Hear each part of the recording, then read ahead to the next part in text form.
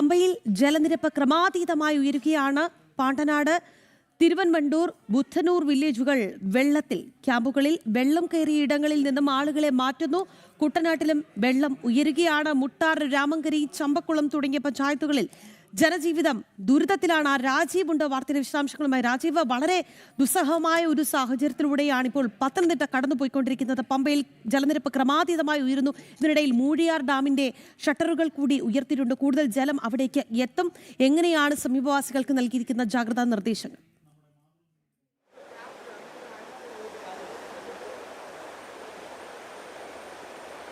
രാഗി, വളരെ ആശങ്കപ്പെടുത്തുന്ന ഒരു സാഹചര്യമാണ് ചെങ്ങന്നൂർ പാണ്ടനാട് നിന്ന് നമുക്ക് റിപ്പോർട്ട് ചെയ്യാൻ കഴിയുന്നത്. കാരണം പമ്പയിൽ ജലനിരപ്പ് ഇങ്ങനെ വർദ്ധിച്ചുകൊണ്ടിരിക്കുന്ന ഒരു സാഹചര്യമാണ്. കഴിഞ്ഞ 2 ദിവസങ്ങളിലായി തന്നെ പമ്പയിൽ ജലനിരപ്പ് ക്രമാതീതമായി ഉയർന്നു. ഞാനിപ്പോൾ നിൽക്കുന്നത് പാണ്ടനാട്. ഒരുപക്ഷെ ആളുകൾ സഞ്ചരിച്ചുകൊണ്ടിരിക്കുന്ന ഒരു റോഡ് അതൊരു നദിക്ക് സമാനമായി മാറുന്നു. കുത്തൊഴുക്ക് ഉള്ള ഒരു നദിക്ക് സമാനമായി മാറുന്ന ഒരു സാഹചര്യമാണ്. മാത്രമല്ല, നിരവധി കുടുംബങ്ങൾ ഇവിടെ ഒറ്റപ്പെട്ടു പോകുന്ന ഒരു സാഹചര്യത്തിലേക്ക് എത്തിയിരിക്കുന്നു. ആ രീതിയിൽ ജലനിരപ്പ് ക്രമാതീതമായി ഉയർന്നുകൊണ്ട് ഇരിക്കുകയാണ്. ഓരോ മണിക്കൂറിലും ജലനിരപ്പ് ഉയരുന്നു. ഇന്ന് രാവിലെ 8 മണിയോടെയാണ് മൂഴിയാറിൻ്റെ ഷട്ടറുകൾ തുറന്നത്. ഇതോടെ വീണ്ടും, അതായത് ഇപ്പോൾ മഴ പെയ്യുന്നില്ലെങ്കിൽ കൂടിയും ജലനിരപ്പ് ഉയർന്നുകൊണ്ടിരിക്കുന്ന ഒരു സാഹചര്യം ഒരുപക്ഷെ ദൃശ്യങ്ങളിൽ തന്നെ കാണാൻ കഴിയും.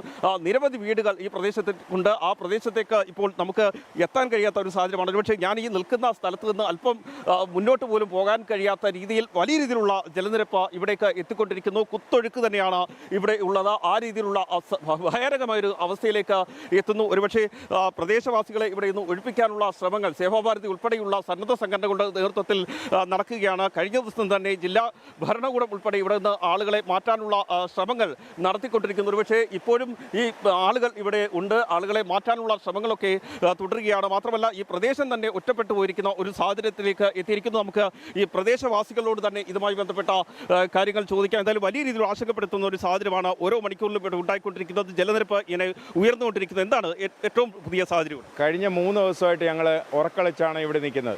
കാര്യം ഓരോ വീട്ടുകാരെയും ഇവിടുത്തെ പല വാഹനങ്ങൾ ഉൾപ്പെടെ 2018 ഞങ്ങൾ പെട്ടുപോയതാണ്. അതായത് ഒറ്റപ്പെട്ടു പോയൊരു സ്ഥലമാണ് ഈ പാണ്ടനാട് എന്ന് പറയുന്നത്. ഈ പാണ്ടനാട്ടിലെ ജനങ്ങളെ സുരക്ഷിതമായിട്ട് നിർത്താൻ വേണ്ടി സേവാഭാരതിയുടെ നിലയിൽ ഞങ്ങൾ ഇന്ന് 3 ദിവസമായിട്ട് ഈ രാത്രി ഉറക്കളിച്ച് നമ്മൾ ഈ നാട്ടിൽ നിൽക്കുകയാണ്. കാര്യം ഈ ഇന്നലെ പെട്ടെന്നുണ്ടായ ഒരു പ്രശ്നം, ഈ ഒരു ഇതാണ് വെള്ളം ഇറങ്ങിപ്പോയതാണ്. പിന്നെ രണ്ടാമത് ഇറങ്ങിയാണ്. അതായത് ഒരു രീതിയിലും ജനങ്ങൾക്ക് ഒരു ആശങ്കയില്ലാതെ എല്ലാ രീതിയിലും ഇവിടുത്തെ ചെറിയ സേവാഭാരതിയുടെ യൂണിറ്റിൽ എല്ലാ ജനങ്ങളും അതുകൊണ്ടാ വരുന്ന വണ്ടി ഉൾപ്പെടെ സേവാഭാരതിയുടെ വണ്ടിയാണ് അതുകൊണ്ടാ വരുന്നത്. ഒരു 15 കുടുംബത്തെ ഇന്ന് രാവിലെയോളം പല രീതിയിൽ സുരക്ഷിതമായിട്ട് മാറ്റിയതാണ്. കാര്യം 18 ഒറ്റപ്പെട്ട സ്ഥലം ഇപ്പോഴും ഞങ്ങൾക്ക് കണ്ടില്ലേ, നിങ്ങൾക്ക് കാണാൻ പറ്റുന്നതാണ് ഈ വെള്ളം, ഈ പ്രളയം പെട്ടെന്ന് കയറി വന്നതാണ്. കാര്യം ഒരു രീതിയിലും ജനങ്ങളെ ഇവിടുത്തെ MLA പോലും ഈ സമയം വരെ ഈ പ്രദേശത്ത് വന്നിട്ടില്ല. കാര്യം ഇവിടെ സേവാഭാരതിയാണ് എല്ലാ കാര്യത്തിനും ഇവിടെ മുൻകൈയിട്ട് ഇറങ്ങിയിരിക്കുന്നത്. ഈ എത്രത്തോളം കുടുംബങ്ങൾ ഇപ്പോഴും അവിടെ താമസിക്കുന്നുണ്ട്? ഇവിടുന്ന് ക്യാമ്പിലോട്ട് പല കുടുംബങ്ങളും മാറിയിട്ടുണ്ട്. പല കുടുംബങ്ങളും ഒറ്റപ്പെട്ട് കിടപ്പുണ്ട്. പക്ഷേ ഈ രീതിയിലും സർക്കാർ സംവിധാനമായിട്ട് ഒരു രീതിയിലും ഒരാളും ഇവിടെ തിരിഞ്ഞു നോക്കിയിട്ടില്ല. സേവാഭാരതിയാണ് ഇവിടെ എല്ലാ കാര്യങ്ങളും ചെയ്തത്. അല്പസമയം ബോട്ട് ഉൾപ്പെടെ ഇവിടേക്ക് എത്തിക്കുന്ന ഒരു സാഹചര്യം ഉണ്ടായിരുന്നു. സേവാഭാരതിയുടെ യൂണിറ്റിലെ ബോട്ട് വേറെ സർക്കാർ ക്രമീകരണം ഇല്ലാത്തതിന് സേവാഭാരതിയുടെ യൂണിറ്റിലെ ബോട്ടും 2 ബോട്ട് ഇവിടെ കൊണ്ടുവന്ന് നമ്മൾ രക്ഷാപ്രവർത്തനം ഇവിടെ നടത്തുകയാണ്. തീർച്ചയായും സേവാഭാരതി ഉൾപ്പെടെയുള്ള സന്നദ്ധ സംഘടനകളുടെ നേതൃത്വത്തിലാണ് ഇപ്പോഴും രക്ഷാപ്രവർത്തനങ്ങൾ നടത്തുന്നത്. ഇപ്പോഴും നമുക്കറിയാം ഈ ഒറ്റപ്പെട്ട കുടുംബങ്ങൾ അവിടെയുണ്ട്. കാരണം അവരെ സംബന്ധിച്ച് എവിടേക്ക് മാറി താമസിക്കും എന്ന ആശങ്ക വലിയ രീതിയിൽ 2 ദിവസമായി നിലനിൽക്കുകയാണ്. പെട്ടെന്നുണ്ടായ മഴ, അതിനെ തുടർന്നുണ്ടായ പ്രളയം, ആ പ്രളയത്തിൽ ഒറ്റപ്പെട്ടു പോകുന്ന ഒരു സാഹചര്യം അവിടെ ഏതായാലും സേവാഭാരതിയുടെ നേതൃത്വത്തിൽ നേരത്തെ അദ്ദേഹം സൂചിപ്പിച്ചതുപോലെ വലിയ രീതിയിലുള്ള സന്നദ്ധ പ്രവർത്തനങ്ങൾ നടത്തുന്നു. അവർക്ക് അടിയന്തരമായി എന്തൊക്കെ വേണോ അതൊക്കെ എത്തിക്കാനുള്ള ശ്രമങ്ങൾ ഇപ്പോൾ നടന്നുകൊണ്ടിരിക്കുകയാണ്. നമുക്കിപ്പം ഏതായാലും ഈ പ്രദേശത്തെ പഞ്ചായത്ത് പ്രസിഡന്റ് കൂടി ചേരുന്നുണ്ട്. പഞ്ചായത്ത് പ്രസിഡന്റിനോട് കൂടി കാര്യങ്ങൾ ചോദിക്കാം. ഏതൊക്കെ തരത്തിലുള്ള രക്ഷാപ്രവർത്തനങ്ങൾ, ഏതൊക്കെ തരത്തിലുള്ള പ്രവർത്തനങ്ങളാണ് ഇവിടെ നടത്തിക്കൊണ്ടിരിക്കുന്നത്? ഇവിടെ നമ്മൾ സേവാഭാരതിയുടെ ആൾക്കാർ ഏറ്റവും കൂടുതൽ ഇവിടെ രക്ഷാപ്രവർത്തനം നടത്തുന്ന അവിടെ നിന്നാണ് നടക്കുന്നത്. അവരെപ്പോഴും സജീവമാണ്. നമ്മുടെ ഈ ഏരിയയിൽ എപ്പോഴും അവർ സജീവമായിട്ടുണ്ട്. കഴിഞ്ഞ 2018 പ്രളയത്തിലാണെങ്കിലും വീടുകൾ ക്ലീൻ ചെയ്യാനും എല്ലാം അവരെ കൊണ്ടാണ് ഏറ്റവും കൂടുതൽ പ്രയോജനം ഇവിടെ ഉണ്ടായിട്ടുള്ളത്. സേവാഭാരതി നല്ല സന്നദ്ധമായിട്ട് നല്ലതായിട്ടാണ് അവരുടെ സഹകരണം എല്ലാം ഉണ്ടായിക്കൊണ്ടിരിക്കുന്നത്. ഇപ്പോഴാണെങ്കിലും സേവാഭാരതി പ്രവർത്തകരാണ് നിൽക്കുന്നതെല്ലാം ഇവരാണ്. വലിയ രീതിയിൽ ഒറ്റപ്പെട്ടു പോയിരിക്കുന്ന ഒരു ജനക്കൂട്ടം നമുക്ക് പല വീടുകളിലും കാണാൻ കഴിയും. അവരെ കൂടി പുറത്തെത്തിക്കാനുള്ള ശ്രമങ്ങൾ എങ്ങനെയാണ്? ഇവിടെ ഇപ്പം 12ാം വാർഡിലൊക്കെ കുറച്ച് പേര് ഒറ്റപ്പെട്ട് കിടപ്പുണ്ട്. അവരെയൊക്കെ നമുക്ക് ഇതുവരെ അവർ ക്യാമ്പിൽ എത്തിയിട്ടില്ല. അപ്പോൾ അവരെ കൊണ്ടുവരണം. അതിനിപ്പോൾ നമ്മൾ ബോട്ട് സംവിധാനം വരുമെന്ന് പറഞ്ഞിട്ടുണ്ട് സേവാഭാരതിയുടെ. അപ്പോൾ എന്നിട്ട് വേണം അവരെ ക്യാമ്പുകളിലോട്ട് ഷിഫ്റ്റ് ചെയ്യാൻ. വെള്ളം കൂടുന്ന സാഹചര്യത്തിൽ ഇവിടുന്ന് ചിലപ്പോൾ IHRDയിലോട്ട് മിക്കവാറും ക്യാമ്പ് മാറാൻ സാധ്യതയുണ്ട്. അതിനുള്ള സംവിധാനങ്ങളൊക്കെ റെഡി ആവുന്നുണ്ട്.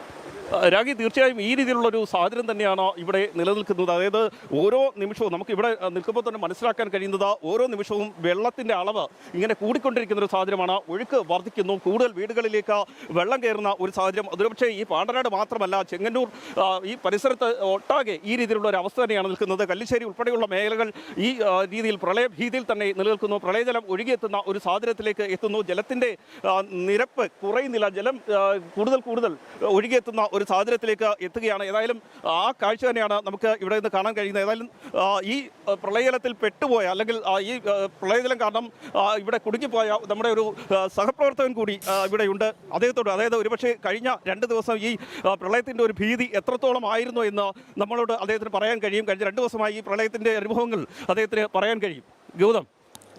രാജുവേട്ടൻ, ഞാൻ ശരിക്കും പറഞ്ഞാൽ ഇന്നിപ്പോൾ വരുന്നത് മണിമലയാറിൻ്റെ തീരത്തു നിന്നാണ്. അപ്പം എൻ്റെ വീടിരിക്കുന്ന മണിമലയാറിൻ്റെ തീരത്താണ്. അവിടെയും സമാനമായ സാഹചര്യമാണ്. അതായത് മണിമലയാറ്റിൽ കഴിഞ്ഞ ദിവസം സംഭവിച്ചത് ജലനിരപ്പ് കൂടിയതിന് ശേഷം ഇത് ഇറങ്ങിപ്പോയിരുന്നു. അപ്പോൾ ഇറങ്ങിപ്പോയപ്പോൾ എന്ത് പറ്റുമെന്ന് വെച്ചാൽ ആളുകൾ ഇപ്പോൾ സേവാഭാരതി പോലെയുള്ള സന്നദ്ധ സംഘടനകളൊക്കെ ക്ലീനിങ്ങും കാര്യങ്ങളുമായിരുന്നു ഇന്നലത്തെ പകൽ മുഴുവൻ. ഇപ്പോൾ സംഭവിച്ചത് എന്താണ്? ഇന്നലെ രാത്രിയിൽ വളരെ ശക്തമായ മഴ പെയ്യുകയും ക്രമാതീതമായി വീണ്ടും മണിമലയാറ്റിൽ ജലനിരപ്പ് ഉയർന്നിരിക്കുകയാണ്. അപ്പോൾ ഇന്നലെ വീടുകൾ മുഴുവൻ ക്ലീൻ ചെയ്തു, മുഴുവൻ സംവിധാനങ്ങളും ഇറക്കിയ സ്ഥലത്ത് വീണ്ടും വെള്ളപ്പൊക്കം ഉണ്ടായിരിക്കുകയാണ്. അപ്പോൾ സമാനമായ സാഹചര്യം ആലപ്പുഴ ജില്ലയിലെ പാണ്ടനാടും ഉണ്ടായിരിക്കുന്നു. അപ്പം തെക്കൻ കേരളത്തിൻ്റെ പല ഭാഗങ്ങളിൽ, പ്രത്യേകിച്ച് പത്തനംതിട്ട, ആലപ്പുഴ തുടങ്ങിയ ജില്ലകളുടെ എല്ലാം സാഹചര്യം ഏതാണ്ട് ഇതുതന്നെയാണ് എന്ന് വേണം മനസ്സിലാക്കാൻ. പ്രേക്ഷകർ മനസ്സിലാക്കേണ്ടത്, ഒരു പ്രധാനപ്പെട്ട പാതയുടെ നടുക്ക് നിൽക്കുമ്പോൾ, ഒരു ആറ്റിലിറങ്ങുമ്പോൾ, ഒരു പുഴയിൽ എത്രത്തോളം ഒഴുക്കാണോ അനുഭവപ്പെടുന്നത്, അതേ രീതിയിലുള്ള ഒഴുക്ക് ഒരു റോഡിൻ്റെ മധ്യഭാഗത്ത് ഉണ്ടാകുന്നു. അപ്പോൾ എത്രത്തോളം സങ്കീർണമാണ് സാഹചര്യം എന്ന് മനസ്സിലാകും. അല്ല, എനിക്ക് തോന്നുന്നു ഇനിയുള്ള മണിക്കൂർ വളരെ നിർണായകമാണ്. അതായത് മൂഴിയാർ തുറന്നിരിക്കുന്നു, കൂടുതൽ ജലം ഇവിടേക്ക് ഒഴുകിയെത്താനുള്ള സാധ്യതയുണ്ട്. അത്തരത്തിലുള്ള ആശങ്ക ഈ മേഖലയിൽ നിലനിൽക്കുകയാണല്ലേ?